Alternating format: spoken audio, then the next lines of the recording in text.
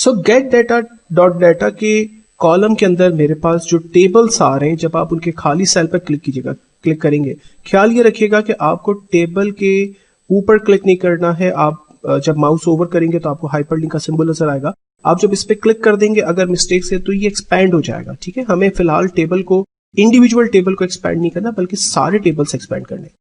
लेकिन जैसे ही मैं किसी भी टेबल पे क्लिक कर रहा हूं तो कुछ टेबल्स में जो हेडिंग्स है वो नहीं आ रही और कॉलम 1 2 3 4 आ रहा है, और कुछ टेबल्स में हेडिंग जो है वो बिल्कुल प्रॉपरली आ रही है।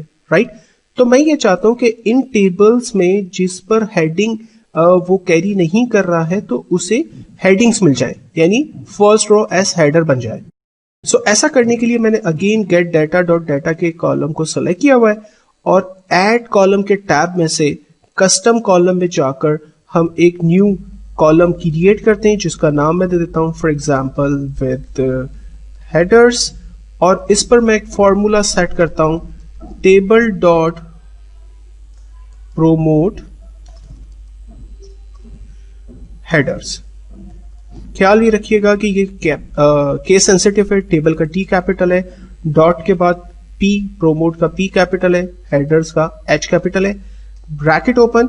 आपको ये विद टेबल में हेडर्स किस कॉलम से चाहिए, तो मुझे गेट डाटा डॉट डाटा के कॉलम से चाहिए। सो मैंने गेट डाटा डॉट डाटा के कॉलम पे डबल क्लिक किया, लास्ट में मैंने ब्रैकेट क्लोज कर दिया, सिंटैक्स में कोई एरर नहीं है। फाइनली मैंने ओके किया, हेडर नाम का एक नया कॉलम जनरेट हो गया और मैं किसी भी सेल पर अब क्लिक करता हूं, आप नीचे देख सकते हैं कि उन तमाम के अब कॉलम के नेम भी मेरे पास आ रहे हैं। सो अब मुझे गेट डाटा डॉट डाटा के कॉलम की जरूरत नहीं है, राइट क्लिक करते हैं, इसको रिमूव कर देते हैं। सो एक्चुअल डाटा मेरे पास आ गया। राइट, फाइनली मैंने विथ हेडर के कॉलम को बैक मूव किया, बिल्कुल स्टार्ट पॉइंट पे रख दिया और इसे एक्सपैंड करते हैं। तो यहां पर हमारे पास चार ही, एक्चुअल मैंने आपको जब शुरू में डाटा दिखाया था तो दिखाया था उसमें चार ही कॉलम से, डेट, प्रोडक्ट, कस्टमर और सेल्स, ये चारों कॉलम्स मुझे नजर आ रहे हैं। फाइनली मैंने ओके कर दिया, जबरदस्त काम हो गया। आप देखें different dates, different products, different customers name, उनकी सेल्स, रीजन के नाम और सेल्स मैनेजर्स के नाम मुझे यहां पर नजर आ रहे हैं।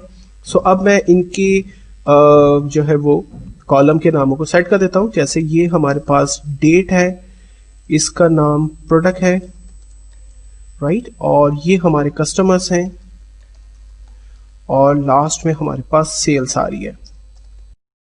सेल्स के कॉलम को मैं लास्ट में ड्रॉप कर देता हूं क्योंकि मैं चाहता हूं सेल्स से पहले मेरे पास रीजन्स आ जाए, सेल्स मैनेजर्स आ जाए और उन्होंने सेल्स जनरेट किए वो आ जाए।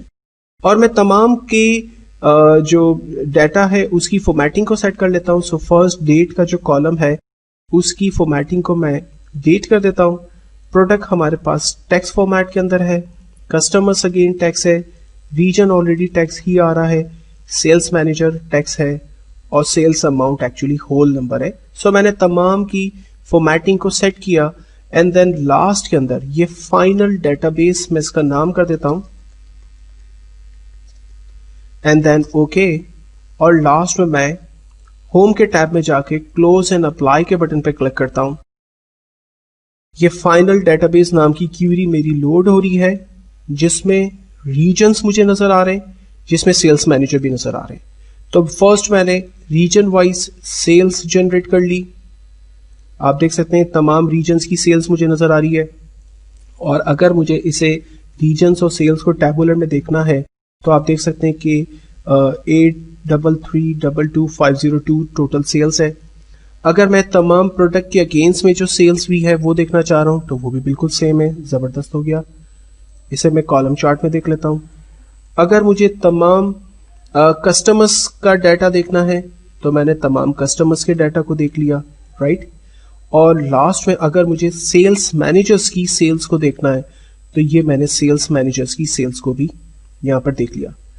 तो एक जबरदस्त काम कर लिया हमने, अपने डाटा को बहुत ही ऑर्गेनाइज फॉर्म के अंदर लेकर आए। इससे पहले की वीडियोस आपको अगर याद हो तो हमने डिफरेंट वर्कबुक से डाटा को इंपोर्ट किया था और उस पर अपेंड की कमांड लगाई थी उस पर, और लेकिन इस एग्जाम्पल के अंदर हमने बुक के नेम्स में से रीजन को एक्सट्रैक्ट किया है और शीटों में से मैनेजर्स के नाम को एक्सट्रैक्ट किया और अपनी सेल्स रिपोर्ट जो है वो तैयार की है। अब मैं एक और काम करता हूं, सपोज करें कि यहां एक न्यू मैनेजर ऐड करता हूं और उसकी सेल्स जनरेट करवाता हूं और देखता हूं कि सिर्फ रिफ्रेश के बटन पे क्लिक करने से ये डाटा मेरा डायनेमिकली अपडेट होगा या नहीं होगा।